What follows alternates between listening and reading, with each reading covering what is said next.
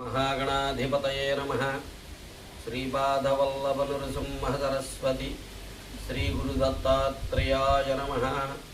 अंदरिकी शुभोदयं।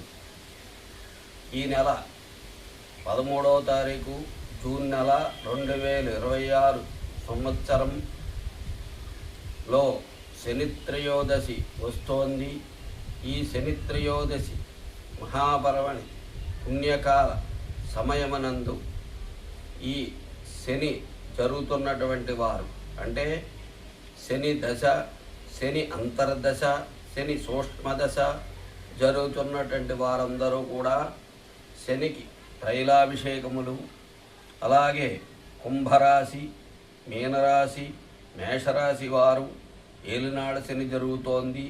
వారు కూడా సింహరాశి వారు అష్టమ శని నడుస్తోంది కనుక సింహరాశి వారు, అలాగే ధనుస్సు రాశి వారికి అర్ధాష్టమ శని జరుగుతోంది కనుక వీరందరూ కూడా తైలాభిషేకములు, ఈశ్వరాభిషేకములు, తిలదానము, అలాగే ఐకండం అంటే ఇను దానం, లవణ దానం ఇవన్నీ కూడా ఇచ్చుకోవడం చాలా మంచిది.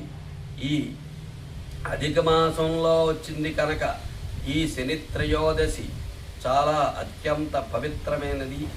మాస శివరాత్రి ఈ శని త్రయోదశి కూడా కలిసి వచ్చింది కనుక ఈ అభిషేకములు చేయించుకున్న, దానములు నువ్వుల దానం ఇచ్చినా, లేదా శివాలయం దర్శనం చేసినా, ఏదైనా పుణ్యక్షేత్ర సందర్శనం చేసినా ఈ శని బాధలన్నీ కూడా తొలుగుతాయని శాస్త్రం చెబుతోంది.